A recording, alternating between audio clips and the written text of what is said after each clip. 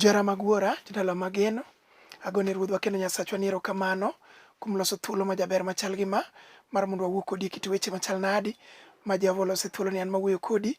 Nyenga Pastor Agoro Ongaro Isaiah, awuok e kanisa mar Bahati Ministries Ler e piny Kayole. To kapok wacho wach moro amora jara magwora, to wadhi kulo wiwa piny mondo wami Nyasach polo kod piny duong'. Jehova ber manade ruodha, chunya odendi Adonai Ebenezer Elgibo. Jehova Shalom, ng'ama oseloito onge mondo yal weche ni ka kinde pod nitie ruodh lela karo malero telo mana kuom Yesu. Amen. Jara magwora, adhi wuoyo kodi kuom nyororo. Nyororo ma waseneno kitweyo godo nyaka guok e tie dero ma guok ok wuogi. Makata guogno kech kayo e tie dero to ok owuogi.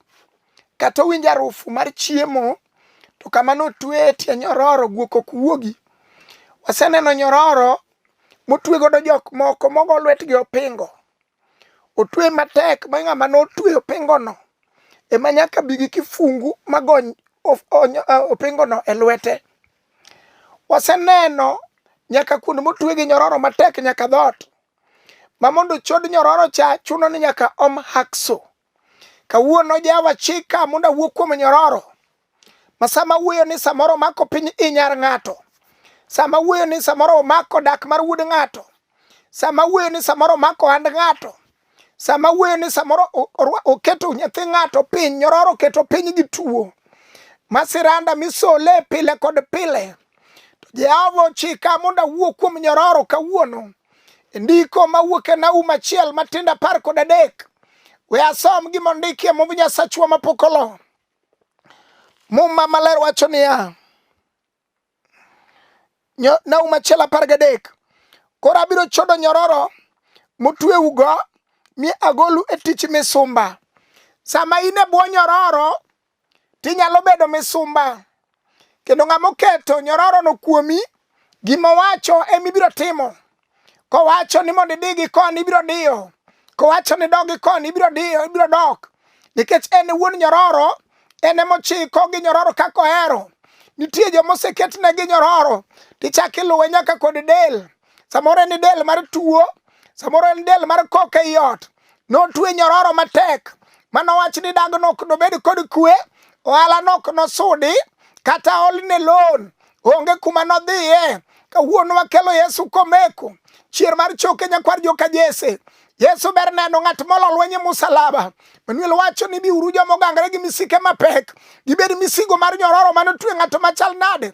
Momiyo nyar ng'ato pile kod pile iluonge no jakisoni. Kata yudo nyathi onge kod geno nyose rumo. Wan kod Yesu jaduok geno kawuono. Ng'at manolimo dala gi Lazaro ja Bethania, kanodonje dala cha to yudo ka kwe onge. Ji ywak karingo, moko ringo kochimo nyim dhorangach, moko ringo kochimo toko pacho. To sama Yesu nodonjo, to Manuel nowacho ni mondo mi ogol kidi e dho bur kama nodinego Lazaro. Gima nade manodino ne ng'ato bed nyororo maniluongo nang'o manogol kuma nade manonyiew pesa di. Kawuono wamiye amuri e nying Yesu ja Nazareth. Kawawacho ni tuono nyaka gonyre kawuono ni. Punyo wacho nobiro chodo nyororo motweyo. Mane Jehova Elgibo, Jehova Nisi, Yawe Adonai. Nyasachwa mapokolo man kod loch gi teko kod nyalo. Enitiere ka Jehova manogolo jo Israel e jela. Sama ne gin e tich misumba, tich omwasi, tija thoro tach. Mane chuno gini mondo ginyon lo pile kod pile. To Jehova sama nodonjo gi ng'wono ne mang'ongo. Nyoroche manotwegi gi e piny Misri nochot mara moja. Kata obedo ni Farao ne luwo bang'gi. Mane nam ni mbele to Farao ni tokgi. Gode ni bathe to nyaka moko bende ni bathe. To Jehova sama nonyuoyo kod Musa makamram. One ni Musa iting'a ng'o. To Musa nowacho ni ting'o luth. Akwayi ni ting'ane yie kawuono merwa. Ting'ane yie mabiro chodo nyororo no sani. Ting'ane yie mabiro miyo ijino chang sani. Ting'ane yie mabiro miyo school fees yudre. Ting'ane yie mabiro miyo rent yudre. Ting'ane yie mabiro miyo ohala chung' malo. Odog ni Yesu. Mumba kona. Jeremia 51. Goni ni erokamano chier mar choke. Yesu ber manade jatend lweny. Jeremia 51. Matindo 34. We asomie gima ondike mumb Nyasachwa. Jeremia 51. Matindo 31. Matindo 34. Muma maler wacho niya, ruodh Babulon nokango Jerusalem mochamo. Sama otwe ng'ato, to ruoth motweyo nokango macham. Otweyo kacha kong'eyo ni kango duogo kod le. Kango duogo kod gigene mag tich tang' noyudi mana kanyo. Kanye mang nokangie gi wich bar. Kanye mang nokangie gi ich maremo. Kanye mang nokangie kod koke dier ot. Kanye mang nokangie kod kor maremo. Kanye mang nokangie ni kata tich ok yudre. Kanye mang nokangie ni kata pepas ni ok konyi. Kanye mang nokangie ni kata rusi ni ok konyi. Ruodh Babulon manochiwo nyororo mar mondo twego do jo Israel. Mumba kona niya, ruodh Babulon nokango Jerusalem mochamo. Osenyodho dalano. Otieko manyaka yawuoyi mane nyalo konyo dalano. Mago notweyo gi nyororo. Mamoko nolalie kong'o. Moko nolalie ter. Mago kaka nyororo tiyo. Chieng' moro kane gweng'wa, tawinjo mama moro okinyi mang'ich kadhi sikul. Owuoyo kode dak. Okone ni dak winji. Dak ini e chwora. Aneno ka wuod ng'ane obiro ka. Oja polis. Mak dago ikel nago ka. Ng'ane wuod ng'ane bende japuonj. Mak dago maniketo nyororo. Ichiko nu nyoroche. Ruodh Babulon dwa kango dalau. Odwa nyodho madong' nono. Magimora mora ma in go kata puonjo nyathi tami. Akelo Yesu jaduok geno kawuono. Makata ruodh Babulon nochung' ne par ng'ato. To nitie Jehova Shalom Adonai Ebeneza Elgibo Jehova Nisi. Nyasachwa manyalo duoko geno kama geno nyorume. Nitiere kama kata ne twe dala gi nyororo. Ma ruodh Babulon bi yude kama nodhi omoke no. Manyodh gimora mora matiek duto te. Maji wuoth kakino wigi ni mabe par ng'ane manuang'e ni nentie kata dhok cha. Kara nonyodh duto notwe gi nyororo manonyodh gimora mora manie dala. Duong' odong' ni Yesu ratego. Mumba kona niya, osenyodho dalano mobolo kucha mana kagulu ma iye ni nono. Kendo omuonye mana kondiek. Mumba kona nomuonyo mana kondiek. Ondiek sama muonyo gimoro ok ocham mos. Omuonyo mapiyo piyo. Ka gin yawuoyi to muonyo gi matije gi oketh piyo piyo. Magine mimiyo gi retrenchment. Kamidwa ni mondo miyo dhi ogol jomoko. Ene manyinge kuongo. Kanyar ng'ato tedo. Ene mag tedo ne nokethore mara moja. Kech nyororo noluwe. To ruodh Babulon odonje. Ruodh Babulon kadonjo to kango piyo piyo to muonyo mana kondiek. Kawuono ni wakelo Yesu komeko chier mar choke ja Nazareth. Omuga elela Yesu wacho niya. Jeremia 23 matindo 29. Wachna chalo mach. Wachna chalo nyundo mabaro Lwanda matindo tindo.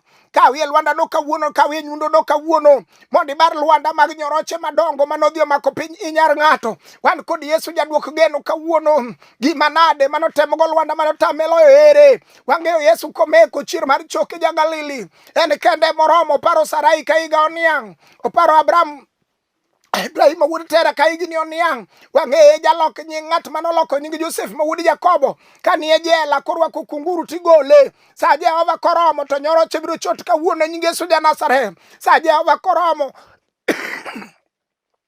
Sa Jehova koromo. Nyaka ich maremo no bro chango kawuono. Sa Jehova koromo. Kawuono ni to nyaka Esther ma nyathi kich. Ibiro loki maber nyaka mikach ruoth. Wang'eyo Jehova Nisi Adonai Ebeneza. Oromo jatend lweny oromo. Jehova manoparo Sarai. Nitie kamer wabed kod geno. Nitie Jehova manyalo pari magoli e kwamo. Magoli kuom nyororo matek momako ino. Awuon odwa nyiso nyororo no niya. Nyororo ionge teko nitie Jehova. Nyororo ionge loch nitie Jehova. Wan kod Nyasachwa manyalo. Jeremia 40 matindo 4 wacho niya. Awuon agolo nyororo ok lweti. Bed ni ne ruodh Babulon biro mochamo mokango. Momuonyo mana kondiek. To kawuono Jehova golo nyororo ok lweti. Wacha ni nyororo mar dhier wuok sani. Nyororo mar koso pesa wuok sani. Nyororo mar koso kwe wuok sani. Nyororo mar tuo wuok sani. Nyororo mar gope wuok sani. Wan kod Jehova ma jawil nying. En ka obiro wilo nying ng'ato kawuono iluonge name changer. Obiro wilo nying ng'ato kawuono nying ma jogweng' nong'eyo. Ma jogweng' ne buyo go. Sama ni buyo kod nying Ana. Ma Penina gini ne buyo kod nyinge. Sama sa Jehova nochopo. Jehova nomiye nying nyathi lela. Moting'e lwete manowinji ywak nyathi ode. Ok lich ni ket nyororo noketo tich adi sadi. Wan kod Jehova mabiro chodo nyororo ge lela. Wan kod Adonai Owacho Isaya 45 niya, asemako badi makora chwich mondo abro muko gode manie mbele ni mapie gi lela. Mano Jehova El Gibo, Nyasachwa mapok olo. Zekaria 4:7 wacho niya, ni kata chandruok mar Zerubabel dongo kaka gode, tabiro piyo gi magichal kaka pewe. Mano Nyasaye mapok olo. Kata ne tue ma jotwego ne chopo gokinyi, kata ne gichopo dier otieno, kata ne gichopo uyu mar piny, wan kod Jehova mabiro piyo godego machal kaka pewe. Mano Jehova Nisi Adonai Ebeneza. Nyasachwa wacho niya e Joshua 1:9, duong' odog ni Nyasaye mapok olo. Duong' odog ni Nyasachwa mapok olo. E Joshua 1:9 Muma wacho niya, Joshua 1:9, par kaka sechiki ni mondo ibed gi chir kendo gi jing'o. Mano Jehova mowacho, bed gi chir, bed gi jing'o. Weluor, nitie Jehova mar kedo, mabiro kedo ne joma nyap, mabiro kedo ne joma ithiro, mabiro kedo ne joma isiyo, mabiro kedo ne jok ma gigegi okethore. Bed gi chir, bed abeda gi chir. Jehova pod ngima, jachwech polo kod piny pod nitie. Jehova mapok olo ngima. Mumba wacho niya, anuoyo gima ondiki e Muma maler mar Jehova. Anuoyo Joshua 1:9, par kaka sechiki ni mondo ibed gi chir kendo gi jing'o. Kik iluor kendo kik chunyi nyosre, nikech an Ruoth Nyasaye ma Nyasachi, an kodi kuonde duto midhiye. Bed ni idhiye manyo tich, Jehova ni kodi, weluor. Bed ni idhiye dak, idhiye tedo, weluor. Nitie Jehova ma jasir jomokwamo. Bed ni idhiye ohala, weluor. Weluor ruodh Babulon ma jakang gige ji to muonyo mana kondiek. Nitie Jehova wacho no obiro siri kod bade mar nyinyo. Zaburi 81:6 wacho ni nagolo dheche mag ting' mapek e goku. Kawuono ni Jehova wacho niya, obiro gole ting' mapek mar chandruok ma nyororo nokelo kuomi. Nitie Jehova ma jaduoko geno, nitie Nyasachwa ma jaduoko geno, Jehova ma jawilo nying, Nyasachwa ma jaduoko geno, ma jaywe pi wang' joma ywak. Jehova no ni kaka wuono ni oneno pi wang'i, wacho niya, obiro golo dheru mar ting' mapek kuomi ma nyororo nokelo. Obed ting' mapek mar tuo misolo ne pile kod pile, obed ting' mapek mar dhier. Nying Yesu ja Nazareth, wan kod Yesu Muga Lwanda mapok olo. Chier mar choke ja Galili Yesu moromo. En tie en obiro guro dak mar ng'ato, obiro siro od ng'ato, obiro gwedho nyithi ng'ato. Duong' odog ni Yesu wendo, duong' odog ni ja Galili. Isaya 22:25 wacho ni chieng'no abiro pudho musmal mano ogur matek, kata nyororogo eko sama niketogi tiguro musmande mondo chandruok osika sika, mondo dalani obed abeda kod liete, mondo nyithi dalani kik kal kata penj moro amora, mondo mi ka gichopo e klas ma kama to kanye ma gilokre jonekni. Yesu ka Jehova osana molimo wuoyi e piny Jogerasi, e liete mag joma tho, oyudo ka wuoyi dhomo kisungu madongo mag mbalariany. Kanye ma Yesu ka Jehova norese sama wuoyi noting'o poko rabolo manodhi okawo jakalosruok mag dhano mage manomuodo kaka biskut e dhoge. Sama noromo kod Yesu Muga, chier mar choke osiptal mang'ongo, daktar mar daktache. Yesu nyamrerwa, ng'at maduoko geno. Yesu noloso wuoyi. Ang'eyo ni jogweng' nobuok. Gik ma Jehova watimo ok gin gik ma kawaida, gin gik ma nyalo buogo nyaka jirani. Sama ang' niting' nyathi e tiendi, mano ok en gima kawaida. Jehova biro buogo nyaka joma nowacho ni ok nyalre. Sama ang' ni yud tich, mano gima ok kawaida. Jehova biro buogo nyaka joma wacho ni kar joka ng'ane gi dala joka ng'ane mano wang'eyo, mano dala siko. Duong' odog ni Yesu wendo. Ngeche 30 matindo 30 wacho ni mokwongo en sibuor. Onge le moro amora maromo kode. Mano Nyasachwa man kod loch, mano Jehova manokuodo wi Farao achiel koda jolwenje madongo, mano timnegi training mar nego ji. Mago seche manoluwo bang' jo Israel, to Jehova noyawo fireji mag polo, manam noringo kodgi molal kodgi. En ang'o manotemogo Lwanda motame loyo? Ting'a ting'a badi kawuono wach ni Jehova timna ng'wono kuom nyoroche manene kit ngimana e dalawa ka. Aneno ka dalawa omoke anete, dalawa omoke ong'ono. Jehova chung' gi par merwa kawuono, Jehova chung' gi dalawa, Jehova chung' gi dalana, Jehova chung' kod somb nyithinda, Jehova chung' kod ohanda. Mano Nyasachwa Yesu ka Jehova Nyarombo. Muma wacho ni mokwongo en sibuor, onge le moro amora maromo kode. Ben ni leno nogole buo pi. Mano luongo nyinge ni Maimuna, mano buogu godo. Mano wacho ni be ung'eyo ni wan joka ng'ane ok milruok kodwa. Ng'ama wating'o kawuono iluongo ni sibuor, onge le moro amora maromo kode. Sama ang' wane chunge ohala ang' nochungi. Sama ang' wane chunge sombe nyithindo ang' nochung. Sama ang' wane chunge dak mar ng'ato, dak ang' nochung. Sama ang' wane wach ni Jehova dwok fedha kod dinari e lwedo ni. To bro kone ni Jehova in e chakruok kod giko. Oh, fedha kod dhahabu gini magi, duong' kod pak odog ni jatend lweny. Mokwongo en sibuor, onge le moro amora maromo kod Nyasachwa ni. Duong' odog ni Yesu wendo. Owache fwenya dek matinda bor. Naseketo dhote mbele ni maonge ng'ama biro loro. Kata joloro go bigi nyororo manogol kuma nade. Manondi kata ni made in China kata moko made in USA. Ok chandwa kuma nogolie nyororo. Oseketo dhote mbele wa maonge ng'ama biro loro. E nying Yesu ja Nazareth onge ng'ama nolor. Duong' odog ni Zaburi 40 matinda 2. Wacho ni noywaya kogola chuodho matimo todo. Mano Nyasachwa mapok olo. Obro ywayi kogoli chuodho matimo todo. Mano Jehova Nisi. Jeremia Udilikia wache 23 29 ni mokwongo wach Jehova ni ochalo mach. Kaw majno mondo idhi godo chiel godo dala. Ochalo nyundo mabaro lwanda matindo tindo. Gik manoketi ni mondo minyar ng'ato kik yud kar dak.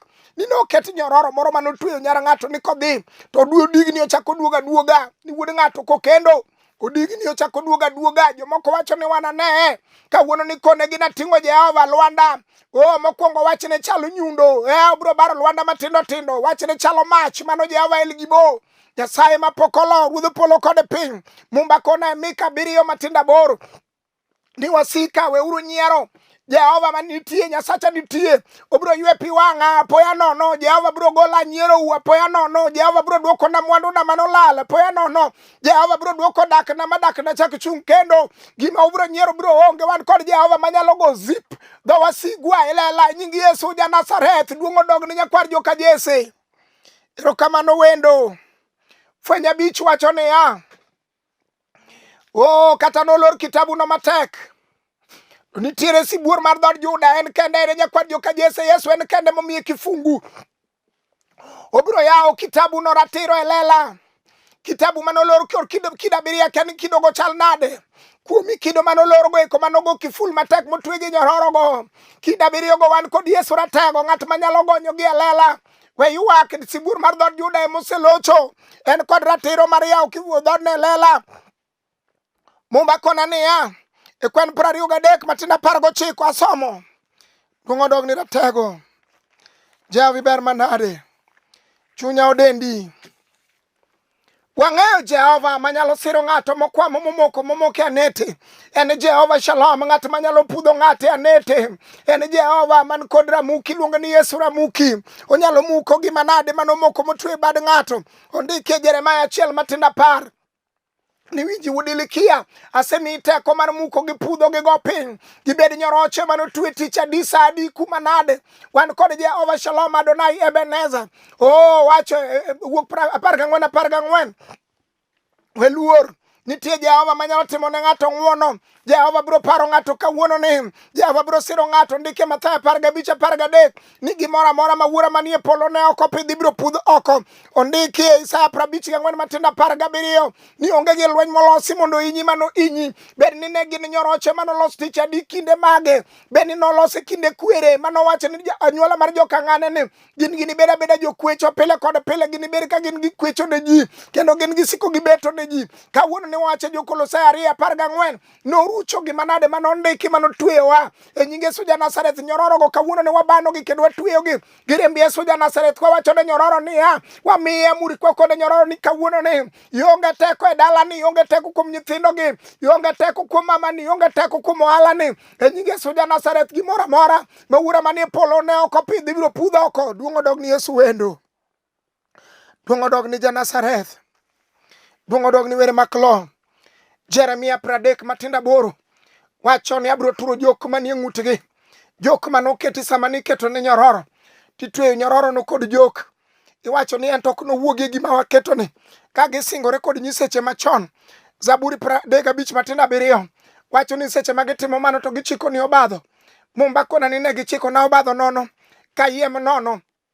Wang'eyo Jehova Shalom mano golo wuoyi mano moke dho yawo higa 38 mano Johana Beach mumbakone ni sama noromo kod Yesu Ratego sama kama nokwame mano mokeno machieng' ne goye no manyoroche no tweno makoth ne goye manyoroche no tweno makore ne rame manyoroche no tweno sama noromo kod Yesu duoko sama noromo kod Yesu duoko sama noromo kod Yesu nyamrerwa sama noromo kod Yesu daktari sama noromo kod Yesu wendo mane sama nyoroche manotwe manomiyo bodho omoko piny kanyo siranda sane manyoroche go nogo e sarut wawacho niya e nying Yesu ja Nazareth onge gi lweny molosi mondo inji manoinji mane sa 54 matindo 17 chung kuom yie nyon yie motegno wan kod Jehova manogolo jo-Israel ajela wacha ni kata an kawuono ni Jehova nyororo manade motweya igola kawuono jela obed nyororo na onge nyathi Jehova kawuono miya ine Nyasachwa manyalo ting'o miyo ji nyithindo kane miyo Ana miya kane miyo Saraya bende miya kawuono wan kod Jehova ma jatim ne ji ng'wono ogolo Joseph e jela moketo prime minister mano Jehova name change onyalo loko nying ng'ato kama ni pare ni noweyie bur kama noweyie no kanye ma Jehova biro ting'e malo wacho Zaburi 40 matindo 2 ni noywaya kogola chuodho motimo todo kanye mobiro gole ng'ato kawuono ni ting'a badi malo kiwacho ni Jehova sa oromo mondo bende nyoroche dagi nyaka chodo oko kawuono ang'e Nyasaye mapok olo en kod loch Isaya 41 matindo 10 muma wacho niya luong odog ni Adonai Isaya 41 matindo 10 muma wacho ni kik uluor gimoro nikech an kodu Jehova wacho ni kik uluor an kodu kati wuothe mudho Jehova ni kodi kati wuothe chandruok minene kaleno Jehova ni kodi kati wuothe gope ma intiere go Jehova ni kodi kati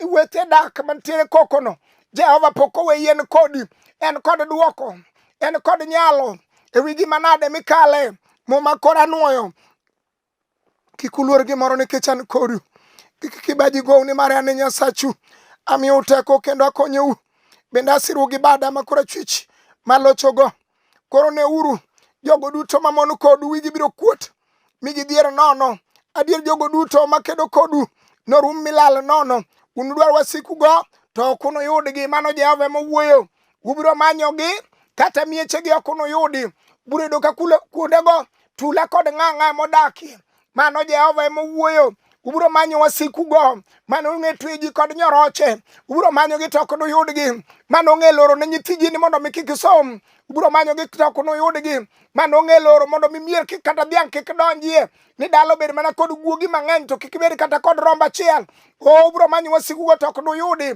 joma noloro nyakwelni mag ji ubiro manyo to ok nuyudi Jehova ema owacho obiro rucho gimoro amora mosendiki e nying Yesu ja Nazareth nyororo moro amora manie ngima ng'ato wawacho ni kawuono nyaka ogonyre nyororo mar tuo nyaka ogonyre nyororo mar gope nyaka ogonyre nyororo mar masiche nyaka gonyre nyororo mar ase nyaka gonyre nyororo mar koso tedo mar koso nyombo nyaka ogonyre kawuono wan kod Yesu Ratego manyalo gik moko duto wache wi msalaba kendo anuoyo kendo biuru jomogangre gi misike mapek abiro miyo uyweyo mano Nyasachwa mapok olo ng'ama nigi misigo mar chandruok wan kod Yesu ka Yesu mabiro ting'o misike wago magolnwa misigo duong' odog ni Ratego iber manade nyakwar joka Jesse onge gi moseloi asomo Zaburi 30 matindo 11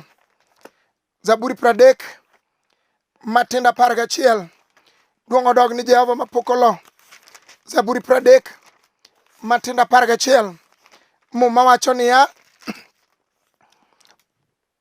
wasika duto jara kata ka jogweng'wa tugo mana koda ji osejari kech twech manotweyi nitie Jehova ma jaduok geno